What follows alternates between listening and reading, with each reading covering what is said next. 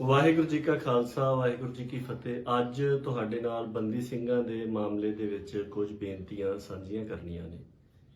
ਪਿਛਲੇ ਸਮੇਂ ਦੇ ਦੌਰਾਨ ਸ਼੍ਰੋਮਣੀ ਗੁਰਦੁਆਰਾ ਪ੍ਰਬੰਧਕ ਕਮੇਟੀ ਜਿਸ ਦਾ ਕਿ ਪ੍ਰਬੰਧ ਬਾਦਲ ਦਲ ਦੇ ਕੋਲ ਹੈ, ਉਹਨਾਂ ਦੇ ਵੱਲੋਂ ਬੰਦੀ ਸਿੰਘਾਂ ਦੇ ਮਾਮਲੇ ਦੇ ਵਿੱਚ ਇੱਕ ਦਸਤਖਤੀ ਮੁਹਿੰਮ ਚਲਾਈ ਜਾ ਰਹੀ ਹੈ ਔਰ ਲੰਘੇ ਦਿਨ ਇਸ ਸਬੰਧ ਦੇ ਵਿੱਚ ਖਬਰਾਂ ਜਿਹੜੀਆਂ ਨੇ ਉਹ ਵੱਖ-ਵੱਖ ਅਖਬਾਰਾਂ ਦੇ ਵਿੱਚ ਨਸ਼ਰ ਹੋਈਆਂ, ਜਿਹਦੇ ਵਿੱਚ ਸ਼੍ਰੋਮਣੀ ਗੁਰਦੁਆਰਾ ਪ੍ਰਬੰਧਕ ਕਮੇਟੀ ਵੱਲੋਂ ਇਹ ਗੱਲ ਕਹੀ ਜਾ ਰਹੀ ਹੈ ਕਿ ਇੰਡੀਆ ਦੇ ਪ੍ਰਧਾਨ ਮੰਤਰੀ ਨਰਿੰਦਰ ਮੋਦੀ ਵੱਲੋਂ ਬੰਦੀ ਸਿੰਘਾਂ ਦੇ ਮਾਮਲੇ ਦੇ ਉੱਪਰ ਗੱਲਬਾਤ ਕਰਨ ਦੇ ਲਈ ਸ਼੍ਰੋਮਣੀ ਗੁਰਦੁਆਰਾ ਪ੍ਰਬੰਧਕ ਕਮੇਟੀ ਨੂੰ ਸਮਾਂ ਨਹੀਂ ਦਿੱਤਾ ਜਾ ਰਿਹਾ। ਇਸ ਸਬੰਧ ਦੇ ਵਿੱਚ ਸ਼੍ਰੋਮਣੀ ਗੁਰਦੁਆਰਾ ਪ੍ਰਬੰਧਕ ਕਮੇਟੀ ਦੇ ਵੱਲੋਂ ਲਾਏ ਗਏ ਸ੍ਰੀ ਅਕਾਲ ਤਖਤ ਸਾਹਿਬ ਦੇ ਜਥੇਦਾਰ ਗਿਆਨੀ ਰਘਬੀਰ ਸਿੰਘ ਹੋਣਾ ਨੇ ਵੀ ਬਿਆਨ ਦਿੱਤਾ ਤੇ ਉਹਨਾਂ ਨੇ ਕਿਹਾ ਕਿ ਬੜੀ ਮੰਦਭਾਗੀ ਗੱਲ ਹੈ, ਪਰ ਦੇਖਣਾ ਚਾਹੀਦਾ ਹੈ ਕਿ ਕੀ ਜੋ ਇਹ ਵਾਪਰ ਰਿਹਾ ਹੈ, ਜੋ ਮੋਦੀ ਦੇ ਵੱਲੋਂ ਇਹਨਾਂ ਦੇ ਜੋ ਸਮਾਂ ਮੰਗਿਆ ਆ ਜੋ ਨਹੀਂ ਦਿੱਤਾ ਜਾ ਰਿਹਾ, ਕਿ ਕੀ ਇਹ ਕੋਈ ਅਣਕਿਆਸੀ ਗੱਲ ਹੈ ਜਾਂ ਇਹ ਕੋਈ ਅਲੋਕਾਰੀ ਗੱਲ ਵਾਪਰ ਰਹੀ ਹੈ ਜਾਂ ਉਮੀਦ ਹੀ ਸੀਗੀ ਕਿ ਇਸ ਤਰ੍ਹਾਂ ਵਾਪਰੇਗਾ। ਸ਼੍ਰੋਮਣੀ ਗੁਰਦੁਆਰਾ ਪ੍ਰਬੰਧਕ ਕਮੇਟੀ ਦੇ ਵੱਲੋਂ ਪਿਛਲੇ ਸਮੇਂ ਦੇ ਦੌਰਾਨ ਤੇਜਾ ਸਿੰਘ ਸਮੁੰਦਰੀ ਹਾਲ ਦੇ ਵਿੱਚ ਇੱਕ ਇਕੱਤਰਤਾ ਬੁਲਾਈ ਗਈ ਸੀ, ਜਿਹਦੇ ਵਿੱਚ ਵੱਖ-ਵੱਖ ਸਿੱਖ ਜਥੇਬੰਦੀਆਂ ਨੂੰ, ਪੋਲੀਟੀਕਲ ਪਾਰਟੀਆਂ ਜਿਹੜੀਆਂ ਸਿੱਖਾਂ ਨਾਲ ਸੰਬੰਧਿਤ ਹੈਗੀਆਂ ਨੇ ਜਾਂ ਹੋਰ ਜੋ ਧਾਰਮਿਕ ਸਮਾਜਿਕ ਰੂਪ ਦੇ ਵਿੱਚ ਸਿੱਖ ਸੰਸਥਾਵਾਂ ਵਿਚਰ ਰਹੀਆਂ, ਉਹਨਾਂ ਨੂੰ ਉਸ ਇਕੱਤਰਤਾ ਦੇ ਵਿੱਚ ਬੁਲਾਇਆ ਗਿਆ ਸੀਗਾ। ਸੋ ਉਸ ਸਮੇਂ ਦੇ ਦੌਰਾਨ ਵੀ ਅਸੀਂ ਉਸ ਇਕੱਤਰਤਾ ਦੇ ਵਿੱਚ ਇਹੀ ਮਤ ਰੱਖੀ ਸੀ ਕਿ ਸ਼੍ਰੋਮਣੀ ਗੁਰਦੁਆਰਾ ਪ੍ਰਬੰਧਕ ਕਮੇਟੀ ਦੇ ਮਾਮਲੇ ਦੇ ਵਿੱਚ ਜੇਕਰ ਅੱਜ ਇਹ ਚਾਹੁੰਦੇ ਨੇ ਕਿ ਬੰਦੀ ਸਿੰਘਾਂ ਦੇ ਮਸਲੇ ਦੇ ਵਿੱਚ ਅਸੀਂ ਕੋਈ ਪਹਿਲ ਕਦਮੀ ਕਰੀਏ, ਬੜੀ ਚੰਗੀ ਗੱਲ ਹੈ, ਪਰ ਇਹ ਦੇਖਣਾ ਚਾਹੀਦਾ ਕਿ ਬੀਤੇ ਦੇ ਵਿੱਚ ਇਹਨਾਂ ਦੀ ਕਾਰਗੁਜ਼ਾਰੀ ਜਿਹੜੀ ਹੈ ਉਹ ਕੀ ਰਹੀ ਹੈ। ਸ਼੍ਰੋਮਣੀ ਅਕਾਲੀ ਦਲ ਬਾਦਲ ਦੀ ਭਾਜਪਾ ਦੇ ਨਾਲ ਪੰਜਾਬ ਦੇ ਵਿੱਚ 15 ਸਾਲ ਸਰਕਾਰ ਰਹੀ। ਉਹਨਾਂ 15 ਸਾਲਾਂ ਦੇ ਦੌਰਾਨ ਇੱਕ ਵੀ ਸਿਆਸੀ ਤੌਰ ਦੇ ਉੱਪਰ ਪਹਿਲ ਕਦਮੀ ਕੀਤੀ ਗਈ ਹੋਵੇ ਬੰਦੀ ਸਿੰਘਾਂ ਦੇ ਮਾਮਲੇ ਨੂੰ ਹੱਲ ਕਰਵਾਉਣ ਦੀ ਜਾਂ ਉਹਨਾਂ ਦੀ ਰਿਹਾਈ ਕਰਵਾਉਣ ਦੀ, ਅਜਿਹੀ ਗੱਲ ਨਹੀਂ ਵਾਪਰੀ, ਬਲਕਿ ਬਹੁਤ ਸਾਰੇ ਮਾਮਲਿਆਂ ਦੇ ਵਿੱਚ ਇਹ ਉਸੇ ਤਰ੍ਹਾਂ ਹੀ ਬੰਦੀ ਸਿੰਘਾਂ ਦੀ ਰਿਹਾਈ ਦੇ ਵਿੱਚ ਅੜਿੱਕਾ ਡਾਉਂਦੇ ਰਹੇ ਨੇ, ਜਿਸ ਤਰ੍ਹਾਂ ਅੱਜ ਆਮ ਆਦਮੀ ਪਾਰਟੀ ਦੀ ਦਿੱਲੀ ਤੇ ਪੰਜਾਬ ਵਾਲੀ ਜਿਹੜੀ ਸਰਕਾਰ ਹੈ ਉਹ ਡਾ ਰਹੇ ਨੇ। ਸੋ ਬਿਲਕੁਲ ਇਹੀ ਰਵੱਈਆ ਇਹਨਾਂ ਦਾ ਰਿਹਾ, ਚਾਹੇ ਉਹ ਪੁਲਿਸ ਵਾਲਿਆਂ ਦੇ ਕੇਸਾਂ ਦੀ ਪੈਰਵਾਈ ਕਰਨੀ ਹੋਵੇ। ਪ੍ਰੋਫੈਸਰ ਦਵਿੰਦਰਪਾਲ ਸਿੰਘ ਭੁੱਲਰ ਦੇ ਮਾਮਲੇ ਦੇ ਵਿੱਚ ਗੱਲ ਬੜੀ ਸਪਸ਼ਟ ਹੈ ਕਿ ਸੁਮੇਧ ਸੈਣੀ ਦੀ ਕਿਸ ਤਰ੍ਹਾਂ ਬਾਦਲ ਸਰਕਾਰ ਦੇ ਵੱਲੋਂ ਆਪਣੇ ਖਰਚੇ ਦੇ ਉੱਪਰ ਜਿਹੜੀ ਉਹ ਸੁਪਰੀਮ ਕੋਰਟ ਤੱਕ ਪੈਰਵਾਈ ਕੀਤੀ ਗਈ। ਸੋ ਇਸੇ ਤਰ੍ਹਾਂ ਹੀ ਜਿਹੜੀ ਉਹਨਾਂ ਦੀ ਫਾਂਸੀ ਰੱਦ ਕਰਵਾਉਣ ਦਾ ਸੀ, ਉਹ ਵੀ ਕਾਨੂੰਨੀ ਤੌਰ ਦੇ ਉੱਪਰ ਸਾਰਾ ਕੁਝ ਵਾਪਰਿਆ, ਸਿਆਸੀ ਤੌਰ ਦੇ ਉੱਪਰ ਇਹਨਾਂ ਦੇ ਵੱਲੋਂ ਕੋਈ ਵੀ ਪਹਿਲ ਕਦਮੀ ਨਹੀਂ ਕੀਤੀ ਗਈ। ਹੁਣ ਦੇਖਣ ਵਾਲੀ ਗੱਲ ਇਹ ਹੈ ਕਿ ਅੱਜ ਦੇ ਸਮੇਂ ਦੇ ਵਿੱਚ ਜਦੋਂ ਪਹਿਲਾਂ ਤੁਹਾਡੀ ਕੇਂਦਰ ਦੇ ਵਿੱਚ ਭਾਈਵਾਲੀ ਸੀ, ਪੰਜਾਬ ਦੇ ਵਿੱਚ ਤੁਹਾਡੀ ਸਰਕਾਰ ਸੀ ਔਰ ਤੁਸੀਂ ਇੱਕ ਸਿਆਸੀ ਤੌਰ ਦੇ ਉੱਪਰ ਕਿਸੇ ਵੀ ਤਰ੍ਹਾਂ ਦੀ ਦਖਲਅੰਦਾਜ਼ੀ ਦੇ ਕੇ ਕੋਈ ਸਕਾਰਾਤਮਕ ਰੋਲ ਨਿਭਾਉਣ ਦੀ ਭੂਮਿਕਾ ਦੇ ਵਿੱਚ ਸੀਗੇ, ਉਦੋਂ ਤਾਂ ਤੁਸੀਂ ਕੁਝ ਕੀਤਾ ਨਹੀਂ। ਸੋ ਹੁਣ ਜਦੋਂ ਤੁਹਾਡੀ ਕੇਂਦਰ ਦੇ ਨਾਲ ਬਣਦੀ ਨਹੀਂ, ਪੰਜਾਬ ਦੇ ਵਿੱਚ ਤੁਹਾਡੀ ਸਰਕਾਰ ਨਹੀਂ ਗਈ, ਭਾਜਪਾ ਤੁਹਾਨੂੰ ਬਿਲਕੁਲ ਡੈਸੀਮੇਟ ਕਰਨ ਦੇ ਉੱਤੇ ਆਈ ਹੋਈ ਹੈ, ਹਾਸ਼ੀਏ ਦੇ ਉੱਪਰ ਧੱਕ ਰਹੀ ਹੈ। ਅਜਿਹੇ ਵਿੱਚ ਤੁਸੀਂ ਜਿਸ ਵੀ ਮਸਲੇ ਨੂੰ ਹੱਥ ਪਾਓਗੇ ਉਹ ਮਸਲਾ ਕਿਉਂ ਕੇਂਦਰ ਹੱਲ ਕਰੂਗਾ। ਸੋ ਇਹ ਗੱਲ ਉੱਥੇ ਉਸ ਮੀਟਿੰਗ ਦੇ ਵਿੱਚ ਵੀ ਇਹ ਗੱਲ ਕਹੀ ਗਈ ਸੀਗੀ ਕਿ ਅੱਜ ਜੋ ਤੁਹਾਨੂੰ ਇਕੱਤਰਤਾਵਾਂ ਬੁਲਾਉਣੀਆਂ ਪੈ ਰਹੀਆਂ, ਇਹ ਸਾਰਾ ਕੁਝ ਕਰਨਾ ਪੈ ਰਿਹਾ, ਇਹ ਇਸ ਕਰਕੇ ਕਰਨਾ ਪੈ ਰਿਹਾ ਕਿ ਸਮਾਂ ਰਹਿੰਦਿਆਂ ਤੁਹਾਡੇ ਵੱਲੋਂ ਜੋ ਕਰਨਾ ਬਣਦਾ ਸੀ ਉਹ ਨਹੀਂ ਕੀਤਾ ਗਿਆ। ਦੂਸਰੀ ਗੱਲ ਕਿ ਜਿਸ ਤਰੀਕੇ ਦੇ ਨਾਲ ਤੁਸੀਂ ਕਰ ਰਹੇ ਹੋ, ਤੁਸੀਂ ਇਸ ਮਸਲੇ ਦਾ ਵੀ ਨੁਕਸਾਨ ਕਰੋਗੇ, ਕਿਉਂਕਿ ਕੇਂਦਰ ਇਸ ਵਕਤ ਤੁਹਾਨੂੰ ਕਿਸੇ ਵੀ ਤਰ੍ਹਾਂ ਦਾ ਕ੍ਰੈਡਿਟ ਦੇਣ ਦੇ ਹੱਕ ਦੇ ਵਿੱਚ ਨਹੀਂ ਹੈ, ਬਲਕਿ ਜਿਸ ਮਸਲੇ ਨੂੰ ਤੁਸੀਂ ਛੋਹੋਗੇ ਉਹ ਉਹਨਾਂ ਨੇ ਅਛੂਤਾ ਵਾਂਗੂ ਉਹ ਮਸਲਾ ਜਿਹੜਾ ਆ ਉਹ ਪਾਸੇ ਕਰਕੇ ਰੱਖ ਦੇਣਾ ਹੈ। ਸੋ ਬਿਲਕੁਲ ਇਹੀ ਗੱਲ ਜਿਹੜੀ ਅੱਜ ਵਾਪਰ ਰਹੀ ਹੈ।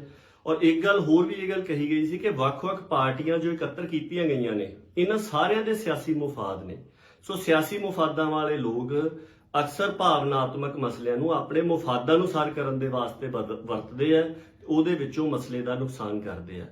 ਸੋ ਇਹ ਸਾਰੀ ਸਥਿਤੀ ਹੀ ਹੈ ਜੋ ਕੁਝ ਅੱਜ ਵਾਪਰ ਰਿਹਾ ਹੈ, ਜੋ ਮੋਦੀ ਵੱਲੋਂ ਇਹਨਾਂ ਨੂੰ ਨਜ਼ਰਅੰਦਾਜ਼ ਕੀਤਾ ਜਾ ਰਿਹਾ, ਸਮਾਂ ਨਹੀਂ ਦਿੱਤਾ ਜਾ ਰਿਹਾ, ਵਾਰ-ਵਾਰ ਹਾੜੇ ਕੱਢਣ ਦੇ ਬਾਵਜੂਦ ਵੀ ਇਹ ਕੋਈ ਅਣਕਿਆਸੀ ਗੱਲ ਨਹੀਂ ਹੈ, ਇਹ ਪਤਾ ਹੀ ਸੀਗਾ ਕਿ ਇਸ ਤਰੀਕੇ ਦੇ ਨਾਲ ਹੋਣਾ ਹੈ। ਦੂਸਰੀ ਗੱਲ ਇਸ ਸੰਬੰਧ ਦੇ ਵਿੱਚ ਇਹ ਕਹੀ ਗਈ ਸੀ ਜਿਹੜੀ ਕਿ ਹੱਲ ਦੇ ਨਾਲ ਜੁੜਦੀ ਹੈ, ਕਿਉਂਕਿ ਸਿਰਫ ਸਮੱਸਿਆ ਦਾ ਵਿਸ਼ਲੇਸ਼ਣ ਜਾਂ ਪੜਚੋਲ ਕਰ ਲੈਣੀ ਕਾਫੀ ਨਹੀਂ ਹੁੰਦੀ, ਉਹਦੇ ਹੱਲ ਬਾਰੇ ਵੀ ਕੁਝ ਨਾ ਕੁਝ ਨਜ਼ਰੀਆ ਜਿਹੜਾ ਉਹ ਸਾਂਝਾ ਕੀਤਾ ਜਾਣਾ ਚਾਹੀਦਾ। ਸੋ ਉਸ ਇਕੱਤਰਤਾ ਦੇ ਵਿੱਚ ਵੀ ਅਸੀਂ ਇਹ ਗੱਲ ਕਹੀ ਸੀ ਕਿ ਜਦੋਂ professor Davinderpal Singh Bhullar defence committee ਬਣੀ ਸੀਗੀ, ਜਦੋਂ ਇੰਡੀਆ ਦੀਆਂ ਅਦਾਲਤਾਂ ਦੇ ਵੱਲੋਂ ਪ੍ਰੋਫੈਸਰ ਦਵਿੰਦਰਪਾਲ ਸਿੰਘ ਭੁੱਲਰ ਹੋਣਾ ਨੂੰ ਸਾਲ 2001 ਦੇ ਵਿੱਚ ਫਾਂਸੀ ਸੁਣਾਈ ਗਈ ਸੀ, ਸੋ ਉਸ ਸਮੇਂ ਤਕਰੀਬਨ 42 ਸਿੱਖਾਂ ਦੀਆਂ ਜਥੇਬੰਦੀਆਂ ਜਾਂ ਵੱਖ-ਵੱਖ ਪਾਰਟੀਆਂ, ਜਿਹਦੇ ਵਿੱਚ 6 ਸਿਆਸੀ ਪਾਰਟੀਆਂ ਵੀ ਸ਼ਾਮਲ ਸਨ, ਜਿਹਦੇ ਵਿੱਚ ਦਿੱਲੀ ਕਮੇਟੀ ਸ਼ਾਮਲ ਸੀ, ਜਿਹਦੇ ਵਿੱਚ ਸ਼੍ਰੋਮਣੀ ਗੁਰਦੁਆਰਾ ਪ੍ਰਬੰਧਕ ਕਮੇਟੀ ਅੰਮ੍ਰਿਤਸਰ ਵਾਲੀ ਵੀ ਸ਼ਾਮਲ ਸੀ, ਤੇ ਜਿਹਦੇ ਵਿੱਚ ਵੱਖ-ਵੱਖ ਕਿਸਾਨ ਯੂਨੀਅਨਾਂ, ਮਨੁੱਖੀ ਅਧਿਕਾਰਾਂ ਦੀਆਂ ਜਥੇਬੰਦੀਆਂ, ਵੱਖ-ਵੱਖ ਸਿੱਖ ਸਟੂਡੈਂਟਸ ਫੈਡਰੇਸ਼ਨ ਦੇ ਧੜੇ, ਇਹ ਸਾਰੇ ਹੀ ਉਹਦੇ ਵਿੱਚ ਸ਼ਾਮਲ ਸੀਗੇ। ਪਰ ਉਸ professor Davinderpal Singh Bhullar defence committee ਦੀ ਜਿਹੜੀ ਅਗਵਾਈ ਹੈ, ਉਹ ਬਿਲਕੁਲ ਨਿਰਪੱਖ ਸ਼ਖਸੀਅਤਾਂ ਦੇ ਕੋਲ ਸੀ, ਜਿਹੜੇ ਕਾਨੂੰਨੀ ਤੇ ਮਨੁੱਖੀ ਅਧਿਕਾਰਾਂ ਦੇ ਖੇਤਰ ਦੇ ਵਿੱਚ ਪਹਿਲ ਕਦਮੀ ਕਰ ਰਹੇ ਸੀਗੇ। ਜਸਟਿਸ ਅਜੀਤ ਸਿੰਘ ਬੈਂਸ, ਮੈਨੂੰ ਯਾਦ ਹੈ ਕਿ ਉਸ professor Davinderpal Singh Bhullar defence committee ਦੇ ਉਹ ਕਨਵੀਨਰ ਸੀਗੇ, ਤਾਲਮੇਲ ਕਰਤਾ ਸੀਗੇ। ਸੋ ਇਸੇ ਤਰ੍ਹਾਂ ਹੀ ਜਿਹੜੀ 5 ਮੈਂਬਰੀ ਤਾਲਮੇਲ ਕਮੇਟੀ ਬਣੀ ਸੀਗੀ ਜਾਂ ਇੱਕ ਜਥਾ ਬਣਿਆ ਸੀਗਾ, ਉਹਦੇ ਵਿੱਚ ਕਿਸੇ ਸਿਆਸੀ ਮੁਫਾਦ ਵਾਲਾ ਕੋਈ ਵੀ ਵਿਅਕਤੀ ਨਹੀਂ ਸੀ, ਬਲਕਿ ਮਨੁੱਖੀ ਹੱਕਾਂ ਤੇ ਕਾਨੂੰਨੀ ਖੇਤਰ ਦੇ ਵਿੱਚ ਕੰਮ ਕਰਨ ਵਾਲੇ ਸੀ। ਇਹੀ ਕਾਰਨ ਸੀਗਾ ਕਿ ਉਸ professor Davinderpal Singh Bhullar defence committee ਦੀ ਸਮੁੱਚੀ ਕਾਰਵਾਈ ਦੇ ਵਿੱਚ ਸਾਰਿਆਂ ਹੀ ਹਿੱਸਿਆਂ ਦੇ ਵੱਲੋਂ ਯੋਗਦਾਨ ਪਾਇਆ ਜਾਂਦਾ ਰਿਹਾ। ਯੂਨੀਵਰਸਿਟੀ ਦੇ ਵਿੱਚ ਪੜ੍ਹਦੇ ਹੋਇਆ ਮੈਂ ਖੁਦ ਉਸ ਮਾਰਚ ਦੇ ਵਿੱਚ ਸ਼ਮੂਲੀਅਤ ਕੀਤੀ ਸੀ, ਤੇ ਦਿੱਲੀ ਦੇ ਵਿੱਚ 10,000 ਦੀ ਗਿਣਤੀ ਕਰੀਬ ਹੋਊਗੀ ਕਿ ਜਿਸ ਦਿਨ ਪ੍ਰੋਫੈਸਰ ਦਵਿੰਦਰਪਾਲ ਸਿੰਘ ਭੁੱਲਰ ਦੇ ਹੱਕ ਦੇ ਵਿੱਚ ਦਿੱਲੀ 'ਚ ਮੁਜ਼ਾਹਰਾ ਕੀਤਾ ਗਿਆ, ਔਰ ਡਿਫੈਂਸ ਕਮੇਟੀ ਦੇ ਵੱਲੋਂ ਇੰਡੀਆ ਦੇ ਰਾਸ਼ਟਰਪਤੀ ਤੱਕ ਜਿਹੜੀ ਆ ਉਹ ਪਹੁੰਚ ਕਰਕੇ ਉਸ ਫਾਂਸੀ ਨੂੰ ਰੁਕਵਾਇਆ ਗਿਆ। ਔਰ ਇਤਿਹਾਸ ਇਸ ਗੱਲ ਦਾ ਗਵਾਹ ਹੈ ਕਿ ਇਸ ਗੱਲ ਦੇ ਵਿੱਚ ਬਹੁਤ ਕਾਮਯਾਬੀ ਦੇ ਨਾਲ ਉਹ ਡਿਫੈਂਸ ਕਮੇਟੀ ਜਿਹੜੀ ਹੈ ਉਹ ਚੱਲਦੀ ਰਹੀ ਸੀਗੀ। ਪਰ ਹੁਣ ਜਦੋਂ ਸ਼੍ਰੋਮਣੀ ਗੁਰਦੁਆਰਾ ਪ੍ਰਬੰਧਕ ਕਮੇਟੀ ਇਹਨਾਂ ਮਾਮਲਿਆਂ ਨੂੰ ਚੁੱਕ ਰਹੀ ਹੈ, ਸਪਸ਼ਟ ਨਜ਼ਰ ਆ ਰਿਹਾ ਕਿ ਇਸ ਕਰਕੇ ਚੁੱਕ ਰਹੀ ਹੈ ਕਿ ਅਚਾਨਕ ਇਹਨਾਂ ਨੂੰ ਇਸ ਕਰਕੇ ਚੇਤਾ ਆਇਆ ਕਿਉਂਕਿ ਹੁਣ ਬਾਦਲ ਦਲ ਜਿਹੜਾ ਆ ਉਹ ਦੁਬਾਰਾ ਪੰਥਕ ਖੇਤਰ ਦੇ ਵਿੱਚ ਜਾਂ ਰਾਜਨੀਤੀ ਦੇ ਪੰਥਕ ਹਿੱਸੇ ਦੇ ਵਿੱਚ ਆਪਣੀ ਪੈਰ ਜਿਹੜੀ ਆ ਉਹ ਦੁਬਾਰਾ ਸਥਾਪਿਤ ਕਰਨ ਦੀ ਕੋਸ਼ਿਸ਼ ਕਰ ਰਿਹਾ ਆ। ਸੋ ਅਜਿਹੇ ਦੇ ਵਿੱਚ ਜਦੋਂ ਵਾਕਈ ਸਿਆਸੀ ਪਾਰਟੀਆਂ ਜਮਾਤਾਂ ਨੂੰ ਵੀ ਇਸ ਗੱਲ ਦਾ ਪਤਾ ਹੈ ਕਿ ਤੁਸੀਂ ਬਿਲਕੁਲ ਸਿਆਸੀ ਮੁਫਾਦਾਂ ਤੋਂ ਪ੍ਰੇਰਿਤ ਹੋ ਕੇ ਚੱਲ ਰਹੇ ਹੋ, ਤੇ ਕੇਂਦਰ ਨੂੰ ਵੀ ਇਸ ਗੱਲ ਦਾ ਪਤਾ ਆ, ਤੇ ਫਿਰ ਕਿਉਂ ਉਹ ਏਕਤਾ ਬਣੀ ਰਹੂਗੀ ਤੁਹਾਡੀ, ਤੇ ਕਿਉਂ ਕੇਂਦਰ ਤੁਹਾਡੀ ਗੱਲ ਸੁਣੂਗਾ। ਉਸ ਦਿਨ ਇਸ ਸਮੁੱਚੀ ਸਲਾਹ ਦੇ ਬਾਵਜੂਦ ਇਹਨਾਂ ਨੇ ਇੱਕ ਕਮੇਟੀ ਬਣਾਈ, ਜਿਹਦੀ ਅਗਵਾਈ ਜਿਹੜੀ ਆ ਸ਼੍ਰੋਮਣੀ ਗੁਰਦੁਆਰਾ ਪ੍ਰਬੰਧਕ ਕਮੇਟੀ ਨੇ ਜਿੱਦ ਕਰਕੇ ਆਪਣੇ ਕੋਲ ਰੱਖੀ। ਉਸ ਕਮੇਟੀ ਦੀ ਤੁਸੀਂ ਹਾਲਤ ਦੇਖੋ, ਉਹਦੀ ਇੱਕ ਵੀ ਮੀਟਿੰਗ ਹੋਣ ਤੋਂ ਪਹਿਲਾਂ ਮੈਂਬਰ ਇੱਕ ਦੂਸਰੇ ਦੇ ਖਿਲਾਫ ਅਖਬਾਰਾਂ ਦੇ ਵਿੱਚ ਬਿਆਨ ਦੇ ਰਹੇ ਸੀਗੇ ਔਰ ਇੱਕ ਦੂਜੇ ਦੇ ਖਿਲਾਫ ਤੋਹਮਤਬਾਜ਼ੀ ਕਰ ਰਹੇ ਸੀਗੇ। ਦੂਜੇ ਪਾਸੇ ਦੀ ਗੱਲ ਜਿਹੜੀ ਆ ਆਪਾਂ ਕਰ ਹੀ ਚੁੱਕੇ ਹਾਂ ਕਿ ਗੱਲ ਸੁਣਨੀ ਤਾਂ ਦੂਰ, ਉਹ ਮੀਟਿੰਗ ਦਾ ਵੀ ਸਮਾਂ ਨਹੀਂ ਦੇ ਰਹੇ। ਸੋ ਭਾਈ, ਇਹ ਸਿਰਫ ਮਸਲਾ ਇਹ ਨਹੀਂ ਹੈਗਾ ਕਿ ਤੁਹਾਡੀ ਗੱਲ ਨਹੀਂ ਸੁਣੀ ਜਾ ਰਹੀ ਜਾਂ ਤੁਸੀਂ 4 ਅਖਬਾਰਾਂ ਦੇ ਵਿੱਚ ਖਬਰਾਂ ਲਵਾ ਲਓਗੇ। ਮਸਲਾ ਇਹ ਹੈ ਕਿ ਪੰਥਕ ਪੱਧਰ ਦੇ ਉੱਪਰ ਕੀ ਕੀਤਾ ਜਾਣਾ ਚਾਹੀਦਾ। ਸੋ ਸਾਡਾ ਤੇ ਮੰਨਣਾ ਹੈ ਕਿ ਪੰਥਕ ਪੱਧਰ ਦੇ ਉੱਪਰ ਗੁਰੂ ਖਾਲਸਾ ਪੰਥ ਕਿਸੇ ਦੂਸਰੇ ਤਖਤ ਦੇ ਅੱਗੇ ਫਰਿਆਦੀ ਨਹੀਂ ਹੋ ਸਕਦਾ। ਸੋ ਸਾਡੇ ਜਦੋਂ ਆਪਾਂ ਸਾਰੇ ਆਪਣੇ ਆਪ ਨੂੰ ਗੁਰੂ ਖਾਲਸਾ ਪੰਥ ਦੇ ਸੇਵਾਦਾਰਾਂ ਦੇ ਵਜੋਂ ਸਮਝਦੇ ਹਾਂ ਜਾਂ ਗੁਰੂ ਖਾਲਸਾ ਪੰਥ ਦੀ ਹੈਸੀਅਤ ਜਦੋਂ ਸਾਡੀਆਂ ਸੰਸਥਾਵਾਂ ਵਿਚਰਦੀਆਂ ਨੇ, ਸੋ ਉਹਨਾਂ ਹਿੱਸਿਆਂ ਦੇ ਵੱਲੋਂ ਤਾਂ ਗੁਰੂ ਪਾਤਸ਼ਾਹ ਦੇ ਚਰਨਾਂ ਦੇ ਵਿੱਚ ਬੰਦ ਖੁਲਾਸੀ ਦੀ ਤੇ ਬੰਦੀ ਛੋੜ ਦਾਤੇ ਦੇ ਚਰਨਾਂ ਦੇ ਵਿੱਚ ਅਰਦਾਸ ਹੀ ਕਰਨੀ ਬਣਦੀ ਹੈ। ਇਸ ਤੋਂ ਇਲਾਵਾ ਹੋਰ ਬਾਕੀ ਜੋ ਬਲ ਦੇ ਤਾਣ ਹੈਗੇ ਆ, ਜੋ ਖਾਲਸਾ ਪੰਥ ਦੀ ਅਜ਼ਮਤ ਦੇ ਅਨੁਸਾਰੀ ਹੋਣ, ਉਹ ਇੱਕ ਅਲੱਗਾ ਵਿਸ਼ਾ ਹੈਗਾ। ਪਰ ਜੋ ਸਰਗਰਮੀ ਜਨਤਕ ਤੌਰ ਦੇ ਉੱਪਰ ਕਰਨੀ ਹੈ, ਉਹਦੇ ਤਹਿਤ ਤਾਂ ਅਰਦਾਸ ਹੀ ਕਰਨੀ ਬਣਦੀ ਹੈ। ਹਾਂ, ਸਿੱਖਾਂ ਦੇ ਰਾਜਨੀਤਿਕ ਹਿੱਸੇ, ਸਮਾਜਿਕ ਹਿੱਸੇ ਜਾਂ ਮਨੁੱਖੀ ਅਧਿਕਾਰਾਂ ਦਾ ਕਾਰਜ ਕਰਨ ਵਾਲੇ ਜਿਹੜੇ ਹਿੱਸੇ ਹੈਗੇ ਆ, ਉਹ ਆਪਣੀ ਸਰਗਰਮੀ ਜਨਤਕ ਖੇਤਰ ਦੇ ਵਿੱਚ ਬੰਦੀ ਸਿੰਘਾਂ ਦੀ ਰਿਹਾਈ ਦੇ ਮਾਮਲੇ ਦੇ ਵਿੱਚ ਕਰ ਸਕਦੇ ਨੇ। ਪਰ ਉਹਦੇ ਵਾਸਤੇ ਵੀ ਜਿਹੜਾ ਵੀ ਕੋਈ ਜਥਾ ਬਣੇ, ਉਹ ਸਾਂਝਾ ਹੋਣਾ ਚਾਹੀਦਾ, ਨਿਰਪੱਖ ਹੋਣਾ ਚਾਹੀਦਾ। ਸਾਂਝਾ ਤੇ ਨਿਰਪੱਖ ਉਹ ਤਾਂ ਹੀ ਹੋ ਸਕਦਾ ਜੇਕਰ ਉਹਦੀ ਅਗਵਾਈ ਜਿਹੜੀ ਹੈ ਉਹ ਬੇਲਾਗ ਸ਼ਖਸੀਅਤਾਂ ਦੇ ਕੋਲ ਹੋਵੇ, ਜਿਹੜੇ ਕਾਨੂੰਨੀ ਤੇ ਮਨੁੱਖੀ ਅਧਿਕਾਰਾਂ ਦੇ ਮਾਮਲਿਆਂ ਦੇ ਵਿੱਚ ਕਾਰਜ ਕਰਦੇ ਹੋਣ। ਸੋ ਆਖਰੀ ਬੇਨਤੀ ਇਸ ਸੰਬੰਧ ਦੇ ਵਿੱਚ ਇਹ ਹੈਗੀ ਕਿ ਜਿੰਨੇ ਵੀ ਬੰਦੀ ਸਿੰਘਾਂ ਦੀ ਪਿਛਲੇ ਸਮੇਂ ਦੇ ਦੌਰਾਨ ਰਿਹਾਈ ਹੋਈ ਹੈ, ਉਹ ਕਾਨੂੰਨੀ ਪੈਰਵਾਈ ਦੇ ਤੌਰ ਦੇ ਉੱਪਰ ਹੋਈ ਹੈ, ਸਿਆਸੀ ਤੌਰ ਦੇ ਉੱਪਰ ਰਿਹਾਈ ਨਹੀਂ ਹੋਈ। ਸੋ ਸਿਆਸੀ ਤੌਰ ਦੇ ਉੱਪਰ ਤੇ ਆਪਾਂ ਦੇਖਿਆ ਕਿ ਕੇਂਦਰ ਨੇ 2019 ਦੇ ਵਿੱਚ 8 ਬੰਦੀ ਸਿੰਘਾਂ ਨੂੰ ਛੱਡਣ ਦਾ ਐਲਾਨ ਕੀਤਾ ਸੀ। ਭਾਈ ਬਲਵੰਤ ਸਿੰਘ ਰਾਜੋਆਣਾ ਦੀ ਫਾਂਸੀ ਨੂੰ ਉਮਰ ਕੈਦ 'ਚ ਤਬਦੀਲ ਕਰਨ ਦਾ ਐਲਾਨ ਕੀਤਾ ਸੀ, ਪਰ ਉਹਨਾਂ ਦੇ ਵਿੱਚੋਂ ਕੋਈ 1-2 ਦੀ ਰਿਹਾਈ ਹੋਈ। ਉਸ ਤੋਂ ਇਲਾਵਾ ਬਾਕੀਆਂ ਦੀ ਰਿਹਾਈ, ਜਿਨ੍ਹਾਂ ਦੇ ਵਿੱਚ ਪ੍ਰੋਫੈਸਰ ਦਵਿੰਦਰਪਾਲ ਸਿੰਘ ਭੁੱਲਰ ਉਹਨਾਂ ਦਾ ਨਾਂ ਸੀ, ਉਹਨਾਂ ਦੀ ਰਿਹਾਈ ਅਜੇ ਤੱਕ ਨਹੀਂ ਹੋਈ। ਭਾਈ ਗੁਰਦੀਪ ਸਿੰਘ ਖੇੜਾ ਦਾ ਨਾਮ ਸੀਗਾ, ਉਹਨਾਂ ਦੀ ਰਿਹਾਈ ਨਹੀਂ ਹੋਈ। ਇਸੇ ਤਰ੍ਹਾਂ ਭਾਈ ਬਲਵੰਤ ਸਿੰਘ ਰਾਜੋਆਣਾ ਦੀ ਫਾਂਸੀ ਉਮਰ ਕੈਦ 'ਚ ਤਬਦੀਲ ਕਰਨੀ ਸੀ, ਉਹਦੇ ਤੋਂ ਤਾਂ ਹੁਣ ਮੁਨਕਰ ਹੀ ਹੋ ਚੁੱਕੀ ਹੈ ਕੇਂਦਰ ਸਰਕਾਰ। ਸੋ ਕਾਨੂੰਨੀ ਤੌਰ ਦੇ ਉੱਪਰ ਥੋੜੀ ਬਹੁਤੀ ਗੁੰਜਾਇਸ਼ ਰਹਿੰਦੀ ਹੈ, ਪਰ ਫਿਰ ਵੀ ਜੇ ਕੋਈ ਸਿਆਸੀ ਪੇਸ਼ਕਦਮੀ ਕਰਨੀ ਚਾਹੁੰਦਾ ਤੇ ਉਹ ਕਰਨੀ ਚਾਹੀਦੀ ਹੈ। ਪਰ ਉਹਦੇ ਵਾਸਤੇ ਜੋ ਇਹ ਬੇਨਤੀਆਂ ਸਾਂਝੀਆਂ ਕੀਤੀਆਂ ਨੇ, ਇਹਨਾਂ ਨੂੰ ਧਿਆਨ ਦੇ ਵਿੱਚ ਰੱਖਣਾ ਚਾਹੀਦਾ ਹੈ। ਇੰਨੀਆਂ ਕੁ ਬੇਨਤੀਆਂ ਨੇ। ਵਾਹਿਗੁਰੂ ਜੀ ਕਾ ਖਾਲਸਾ, ਵਾਹਿਗੁਰੂ ਜੀ ਕੀ ਫਤਿਹ।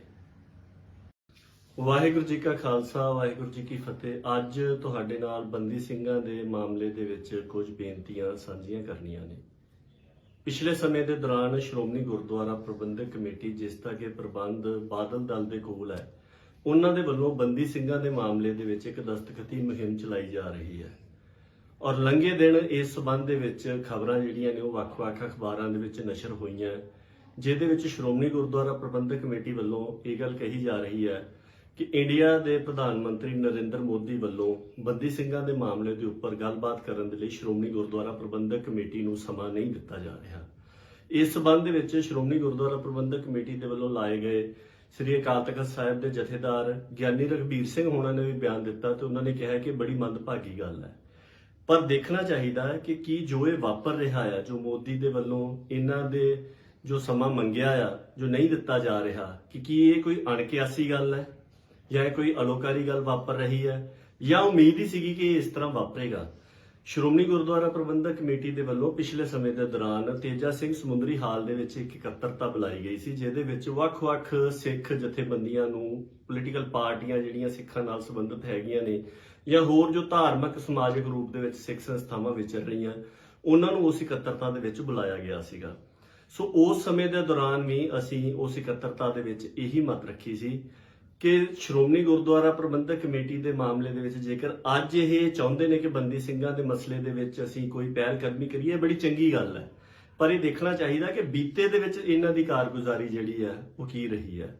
ਸ਼੍ਰੋਮਣੀ ਅਕਾਲੀ ਦਲ ਬਾਦਲ ਦੀ ਭਾਜਪਾ ਦੇ ਨਾਲ ਪੰਜਾਬ ਦੇ ਵਿੱਚ 15 ਸਾਲ ਸਰਕਾਰ ਰਹੀ। ਉਹਨਾਂ 15 ਸਾਲਾਂ ਦੇ ਦੌਰਾਨ ਇੱਕ ਵੀ ਸਿਆਸੀ ਤੌਰ ਦੇ ਉੱਪਰ ਪਹਿਲ ਕਦਮੀ ਕੀਤੀ ਗਈ ਹੋਵੇ ਬੰਦੀ ਸਿੰਘਾਂ ਦੇ ਮਾਮਲੇ ਨੂੰ ਹੱਲ ਕਰਵਾਉਣ ਦੀ ਜਾਂ ਉਹਨਾਂ ਦੀ ਰਿਹਾਈ ਕਰਵਾਉਣ ਦੀ, ਅਜਿਹੀ ਗੱਲ ਨਹੀਂ ਵਾਪਰੀ। ਬਲਕਿ ਬਹੁਤ ਸਾਰੇ ਮਾਮਲਿਆਂ ਦੇ ਵਿੱਚ ਇਹ ਉਸੇ ਤਰ੍ਹਾਂ ਹੀ ਬੰਦੀ ਸਿੰਘਾਂ ਦੀ ਰਿਹਾਈ ਦੇ ਵਿੱਚ ਅੜਿੱਕਾ ਡਾਉਂਦੇ ਰਹੇ ਨੇ, ਜਿਸ ਤਰ੍ਹਾਂ ਅੱਜ ਆਮ ਆਦਮੀ ਪਾਰਟੀ ਦੀ ਦਿੱਲੀ ਤੇ ਪੰਜਾਬ ਵਾਲੀ ਜਿਹੜੀ ਸਰਕਾਰ ਹੈ ਉਹ ਡਾ ਰਹੇ ਨੇ।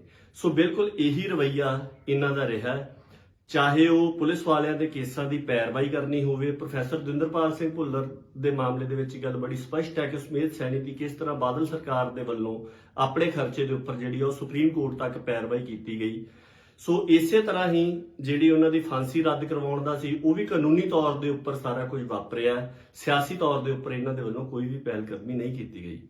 ਹੁਣ ਦੇਖਣ ਵਾਲੀ ਗੱਲ ਇਹ ਹੈ ਕਿ ਅੱਜ ਦੇ ਸਮੇਂ ਦੇ ਵਿੱਚ ਜਦੋਂ ਪਹਿਲਾਂ ਤੁਹਾਡੀ ਕੇਂਦਰ ਦੇ ਵਿੱਚ ਭਾਈਵਾਲੀ ਸੀ, ਪੰਜਾਬ ਦੇ ਵਿੱਚ ਤੁਹਾਡੀ ਸਰਕਾਰ ਸੀ, ਔਰ ਤੁਸੀਂ ਇੱਕ ਸਿਆਸੀ ਤੌਰ ਦੇ ਉੱਪਰ ਕਿਸੇ ਵੀ ਤਰ੍ਹਾਂ ਦੀ ਦਖਲਅੰਦਾਜ਼ੀ ਦੇ ਕੇ ਕੋਈ ਸਕਾਰਾਤਮਕ ਰੋਲ ਨਿਭਾਉਣ ਦੀ ਭੂਮਿਕਾ ਦੇ ਵਿੱਚ ਸੀਗੇ, ਉਦੋਂ ਤਾਂ ਤੁਸੀਂ ਕੁਝ ਕੀਤਾ ਨਹੀਂ।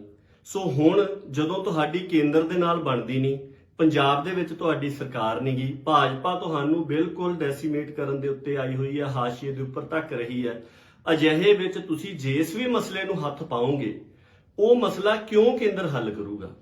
ਸੋ ਇਹ ਗੱਲ ਉੱਥੇ ਉਸ ਮੀਟਿੰਗ ਦੇ ਵਿੱਚ ਵੀ ਇਹ ਗੱਲ ਕਹੀ ਗਈ ਸੀਗੀ ਕਿ ਅੱਜ ਜੋ ਤੁਹਾਨੂੰ ਇਕੱਤਰਤਾਵਾਂ ਬੁਲਾਉਣੀਆਂ ਪੈ ਰਹੀਆਂ, ਇਹ ਸਾਰਾ ਕੁਝ ਕਰਨਾ ਪੈ ਰਿਹਾ, ਇਹ ਇਸ ਕਰਕੇ ਕਰਨਾ ਪੈ ਰਿਹਾ ਕਿ ਸਮਾਂ ਰਹਿੰਦਿਆਂ ਤੁਹਾਡੇ ਵੱਲੋਂ ਜੋ ਕਰਨਾ ਬਣਦਾ ਸੀ ਉਹ ਨਹੀਂ ਕੀਤਾ ਗਿਆ। ਦੂਸਰੀ ਗੱਲ ਕਿ ਜਿਸ ਤਰੀਕੇ ਦੇ ਨਾਲ ਤੁਸੀਂ ਕਰ ਰਹੇ ਹੋ, ਤੁਸੀਂ ਇਸ ਮਸਲੇ ਦਾ ਵੀ ਨੁਕਸਾਨ ਕਰੋਗੇ, ਕਿਉਂਕਿ ਕੇਂਦਰ ਇਸ ਵਕਤ ਤੁਹਾਨੂੰ ਕਿਸੇ ਵੀ ਤਰ੍ਹਾਂ ਦਾ ਕ੍ਰੈਡਿਟ ਦੇਣ ਦੇ ਹੱਕ ਦੇ ਵਿੱਚ ਨਹੀਂ ਹੈ, ਬਲਕਿ ਜਿਸ ਮਸਲੇ ਨੂੰ ਤੁਸੀਂ ਛੋਹੋਗੇ ਉਹ ਉਹਨਾਂ ਨੇ ਅਛੂਤਾ ਵਾਂਗੂ ਉਹ ਮਸਲਾ ਜਿਹੜਾ ਆ ਉਹ ਪਾਸੇ ਕਰਕੇ ਰੱਖ ਦੇਣਾ। ਸੋ ਬਿਲਕੁਲ ਇਹੀ ਗੱਲ ਜਿਹੜੀ ਅੱਜ ਵਾਪਰ ਰਹੀ ਹੈ। ਔਰ ਇੱਕ ਗੱਲ ਹੋਰ ਵੀ ਇਹ ਗੱਲ ਕਹੀ ਗਈ ਸੀ ਕਿ ਵੱਖ-ਵੱਖ ਪਾਰਟੀਆਂ ਜੋ ਇਕੱਤਰ ਕੀਤੀਆਂ ਗਈਆਂ ਨੇ, ਇਹਨਾਂ ਸਾਰਿਆਂ ਦੇ ਸਿਆਸੀ ਮੁਫਾਦ ਨੇ। ਸੋ ਸਿਆਸੀ ਮੁਫਾਦਾਂ ਵਾਲੇ ਲੋਕ ਅਕਸਰ ਭਾਵਨਾਤਮਕ ਮਸਲਿਆਂ ਨੂੰ ਆਪਣੇ ਮੁਫਾਦਾਂ ਨੂੰ ਸਾਰ ਕਰਨ ਦੇ ਵਾਸਤੇ ਵਰਤਦੇ ਆ, ਉਹਦੇ ਵਿੱਚੋਂ ਮਸਲੇ ਦਾ ਨੁਕਸਾਨ ਕਰਦੇ ਆ। ਸੋ ਇਹ ਸਾਰੀ ਸਥਿਤੀ ਹੀ ਹੈ ਜੋ ਕੁਝ ਅੱਜ ਵਾਪਰ ਰਿਹਾ, ਜੋ ਮੋਦੀ ਵੱਲੋਂ ਇਹਨਾਂ ਨੂੰ ਨਜ਼ਰਅੰਦਾਜ਼ ਕੀਤਾ ਜਾ ਰਿਹਾ, ਸਮਾਂ ਨਹੀਂ ਦਿੱਤਾ ਜਾ ਰਿਹਾ, ਵਾਰ-ਵਾਰ ਹਾੜੇ ਕੱਢਣ ਦੇ ਬਾਵਜੂਦ ਵੀ ਇਹ ਕੋਈ ਅਣਕਿਆਸੀ ਗੱਲ ਨਹੀਂ ਹੈ। ਇਹ ਪਤਾ ਹੀ ਸੀਗਾ ਕਿ ਇਸ ਤਰੀਕੇ ਦੇ ਨਾਲ ਹੋਣਾ ਹੈ। ਦੂਸਰੀ ਗੱਲ ਇਸ ਸੰਬੰਧ ਦੇ ਵਿੱਚ ਇਹ ਕੀ ਕਹੀ ਗਈ ਸੀ, ਜਿਹੜੀ ਕਿ ਹੱਲ ਦੇ ਨਾਲ ਜੁੜਦੀ ਹੈ, ਕਿਉਂਕਿ ਸਿਰਫ ਸਮੱਸਿਆ ਦਾ ਵਿਸ਼ਲੇਸ਼ਣ ਜਾਂ ਪੜਚੋਲ ਕਰ ਲੈਣੀ ਕਾਫੀ ਨਹੀਂ ਹੁੰਦੀ, ਉਹਦੇ ਹੱਲ ਬਾਰੇ ਵੀ ਕੁਝ ਨਾ ਕੁਝ ਨਜ਼ਰੀਆ ਜਿਹੜਾ ਉਹ ਸਾਂਝਾ ਕੀਤਾ ਜਾਣਾ ਚਾਹੀਦਾ। ਸੋ ਉਸ ਇਕੱਤਰਤਾ ਦੇ ਵਿੱਚ ਵੀ ਅਸੀਂ ਇਹ ਗੱਲ ਕਹੀ ਸੀ ਕਿ ਜਦੋਂ professor Davinderpal Singh Bhullar defence committee ਬਣੀ ਸੀਗੀ, ਜਦੋਂ ਇੰਡੀਆ ਦੀਆਂ ਅਦਾਲਤਾਂ ਦੇ ਵੱਲੋਂ ਪ੍ਰੋਫੈਸਰ ਦਵਿੰਦਰਪਾਲ ਸਿੰਘ ਭੁੱਲਰ ਹੋਣਾ ਨੂੰ ਸਾਲ 2001 ਦੇ ਵਿੱਚ ਫਾਂਸੀ ਸੁਣਾਈ ਗਈ ਸੀ, ਸੋ ਉਸ ਸਮੇਂ ਤਕਰੀਬਨ 42 ਸਿੱਖਾਂ ਦੀਆਂ ਜਥੇਬੰਦੀਆਂ ਜਾਂ ਵੱਖ-ਵੱਖ ਪਾਰਟੀਆਂ, ਜਿਹਦੇ ਵਿੱਚ 6 ਸਿਆਸੀ ਪਾਰਟੀਆਂ ਵੀ ਸ਼ਾਮਲ ਸਨ, ਜਿਹਦੇ ਵਿੱਚ ਦਿੱਲੀ ਕਮੇਟੀ ਸ਼ਾਮਲ ਸੀ, ਜਿਹਦੇ ਵਿੱਚ ਸ਼੍ਰੋਮਣੀ ਗੁਰਦੁਆਰਾ ਪ੍ਰਬੰਧਕ ਕਮੇਟੀ ਅੰਮ੍ਰਿਤਸਰ ਵਾਲੀ ਵੀ ਸ਼ਾਮਲ ਸੀ, ਤੇ ਜਿਹਦੇ ਵਿੱਚ ਵੱਖ-ਵੱਖ ਕਿਸਾਨ ਯੂਨੀਅਨਾਂ, ਮਨੁੱਖੀ ਅਧਿਕਾਰਾਂ ਦੀਆਂ ਜਥੇਬੰਦੀਆਂ, ਵੱਖ-ਵੱਖ ਸਿੱਖ ਸਟੂਡੈਂਟਸ ਫੈਡਰੇਸ਼ਨ ਦੇ ਧੜੇ, ਇਹ ਸਾਰੇ ਹੀ ਉਹਦੇ ਵਿੱਚ ਸ਼ਾਮਲ ਸੀਗੇ। ਪਰ ਉਸ professor Davinderpal Singh Bhullar defence committee ਦੀ ਜਿਹੜੀ ਅਗਵਾਈ ਹੈ, ਉਹ ਬਿਲਕੁਲ ਨਿਰਪੱਖ ਸ਼ਖਸੀਅਤਾਂ ਦੇ ਕੋਲ ਸੀ, ਜਿਹੜੇ ਕਾਨੂੰਨੀ ਤੇ ਮਨੁੱਖੀ ਅਧਿਕਾਰਾਂ ਦੇ ਖੇਤਰ ਦੇ ਵਿੱਚ ਪਹਿਲਕਦਮੀ ਕਰ ਰਹੇ ਸੀਗੇ। ਜਸਟਿਸ ਅਜੀਤ ਸਿੰਘ ਬੈਂਸ, ਮੈਨੂੰ ਯਾਦ ਹੈ ਕਿ ਉਸ professor Davinderpal Singh Bhullar defence committee ਦੇ ਉਹ ਕਨਵੀਨਰ ਸੀਗੇ, ਤਾਲਮੇਲ ਕਰਤਾ ਸੀਗੇ। ਸੋ ਇਸੇ ਤਰ੍ਹਾਂ ਹੀ ਜਿਹੜੀ 5 ਮੈਂਬਰੀ ਤਾਲਮੇਲ ਕਮੇਟੀ ਬਣੀ ਸੀਗੀ ਜਾਂ ਇੱਕ ਜਥਾ ਬਣਿਆ ਸੀਗਾ, ਉਹਦੇ ਵਿੱਚ ਕਿਸੇ ਸਿਆਸੀ ਮੁਫਾਦ ਵਾਲਾ ਕੋਈ ਵੀ ਵਿਅਕਤੀ ਨਹੀਂ ਸੀ, ਬਲਕਿ ਮਨੁੱਖੀ ਹੱਕਾਂ ਤੇ ਕਾਨੂੰਨੀ ਖੇਤਰ ਦੇ ਵਿੱਚ ਕੰਮ ਕਰਨ ਵਾਲੇ ਸੀ। ਇਹੀ ਕਾਰਨ ਸੀਗਾ ਕਿ ਉਸ professor Davinderpal Singh Bhullar defence committee ਦੀ ਸਮੁੱਚੀ ਕਾਰਵਾਈ ਦੇ ਵਿੱਚ ਸਾਰਿਆਂ ਹੀ ਹਿੱਸਿਆਂ ਦੇ ਵੱਲੋਂ ਯੋਗਦਾਨ ਪਾਇਆ ਜਾਂਦਾ ਰਿਹਾ। ਯੂਨੀਵਰਸਿਟੀ ਦੇ ਵਿੱਚ ਪੜ੍ਹਦੇ ਹੋਇਆ ਮੈਂ ਖੁਦ ਉਸ ਮਾਰਚ ਦੇ ਵਿੱਚ ਸ਼ਮੂਲੀਅਤ ਕੀਤੀ ਸੀ, ਤੇ ਦਿੱਲੀ ਦੇ ਵਿੱਚ 10,000 ਦੀ ਗਿਣਤੀ ਕਰੀਬ ਹੋਊਗੀ ਕਿ ਜਿਸ ਦਿਨ ਪ੍ਰੋਫੈਸਰ ਦਵਿੰਦਰਪਾਲ ਸਿੰਘ ਭੁੱਲਰ ਦੇ ਹੱਕ ਦੇ ਵਿੱਚ ਦਿੱਲੀ 'ਚ ਮੁਜ਼ਾਹਰਾ ਕੀਤਾ ਗਿਆ, ਔਰ ਡਿਫੈਂਸ ਕਮੇਟੀ ਦੇ ਵੱਲੋਂ ਇੰਡੀਆ ਦੇ ਰਾਸ਼ਟਰਪਤੀ ਤੱਕ ਜਿਹੜੀ ਆ ਉਹ ਪਹੁੰਚ ਕਰਕੇ ਉਸ ਫਾਂਸੀ ਨੂੰ ਰੁਕਵਾਇਆ ਗਿਆ। ਔਰ ਇਤਿਹਾਸ ਇਸ ਗੱਲ ਦਾ ਗਵਾਹ ਹੈ ਕਿ ਇਸ ਗੱਲ ਦੇ ਵਿੱਚ ਬਹੁਤ ਕਾਮਯਾਬੀ ਦੇ ਨਾਲ ਉਹ ਡਿਫੈਂਸ ਕਮੇਟੀ ਜਿਹੜੀ ਹੈ ਉਹ ਚੱਲਦੀ ਰਹੀ ਸੀਗੀ। ਪਰ ਹੁਣ ਜਦੋਂ ਸ਼੍ਰੋਮਣੀ ਗੁਰਦੁਆਰਾ ਪ੍ਰਬੰਧਕ ਕਮੇਟੀ ਇਹਨਾਂ ਮਾਮਲਿਆਂ ਨੂੰ ਚੁੱਕ ਰਹੀ ਹੈ, ਸਪਸ਼ਟ ਨਜ਼ਰ ਆ ਰਿਹਾ ਕਿ ਇਸ ਕਰਕੇ ਚੁੱਕ ਰਹੀ ਹੈ ਕਿ ਅਚਾਨਕ ਇਹਨਾਂ ਨੂੰ ਇਸ ਕਰਕੇ ਚੇਤਾ ਆਇਆ ਕਿਉਂਕਿ ਹੁਣ ਬਾਦਲ ਦਲ ਜਿਹੜਾ ਆ ਉਹ ਦੁਬਾਰਾ ਪੰਥਕ ਖੇਤਰ ਦੇ ਵਿੱਚ ਜਾਂ ਰਾਜਨੀਤੀ ਦੇ ਪੰਥਕ ਹਿੱਸੇ ਦੇ ਵਿੱਚ ਆਪਣੀ ਪੈਰ ਜਿਹੜੀ ਆ ਉਹ ਦੁਬਾਰਾ ਸਥਾਪਿਤ ਕਰਨ ਦੀ ਕੋਸ਼ਿਸ਼ ਕਰ ਰਿਹਾ ਆ।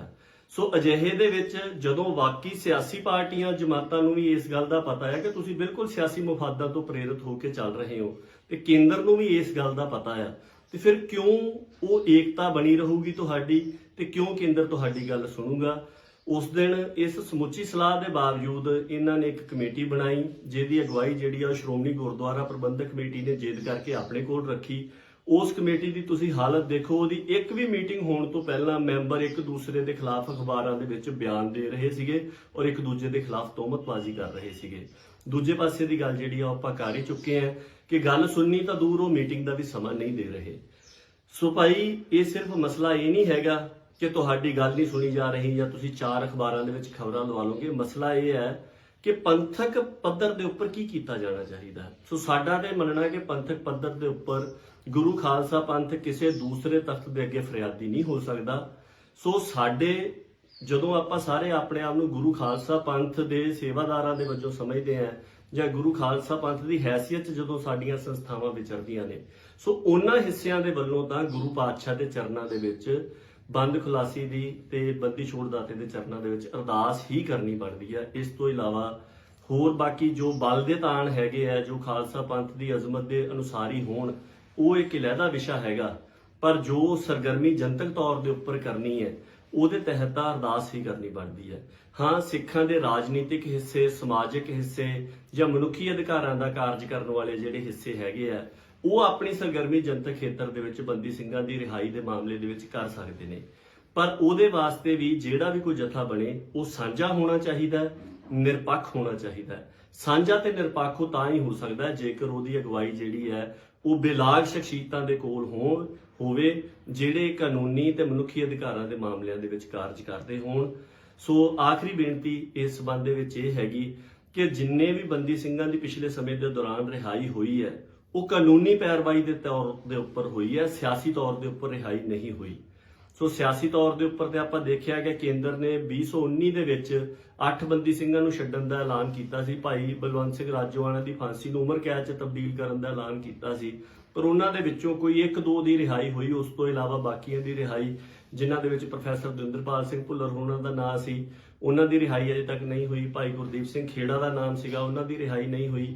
ਇਸੇ ਤਰ੍ਹਾਂ ਭਾਈ ਬਲਵੰਤ ਸਿੰਘ ਰਾਜੋਆਣਾ ਦੀ ਫਾਂਸੀ ਉਮਰ ਕੈਦ 'ਚ ਤਬਦੀਲ ਕਰਨੀ ਸੀ, ਉਹਦੇ ਤੋਂ ਤਾਂ ਹੁਣ ਮੁਨਕਰ ਹੀ ਹੋ ਚੁੱਕੀ ਹੈ ਕੇਂਦਰ ਸਰਕਾਰ। ਸੋ ਕਾਨੂੰਨੀ ਤੌਰ ਦੇ ਉੱਪਰ ਥੋੜੀ ਬਹੁਤੀ ਗੁੰਜਾਇਸ਼ ਰਹਿੰਦੀ ਹੈ, ਪਰ ਫਿਰ ਵੀ ਜੇ ਕੋਈ ਸਿਆਸੀ ਪੇਸ਼ਕਦਮੀ ਕਰਨੀ ਚਾਹੁੰਦਾ ਤੇ ਉਹ ਕਰਨੀ ਚਾਹੀਦੀ ਹੈ। ਪਰ ਉਹਦੇ ਵਾਸਤੇ ਜੋ ਇਹ ਬੇਨਤੀਆਂ ਸਾਂਝੀਆਂ ਕੀਤੀਆਂ ਨੇ, ਇਹਨਾਂ ਨੂੰ ਧਿਆਨ ਦੇ ਵਿੱਚ ਰੱਖਣਾ ਚਾਹੀਦਾ ਹੈ। ਇੰਨੀਆਂ ਕੁ ਬੇਨਤੀਆਂ ਨੇ। ਵਾਹਿਗੁਰੂ ਜੀ ਕਾ ਖਾਲਸਾ, ਵਾਹਿਗੁਰੂ ਜੀ ਕੀ ਫਤਿਹ।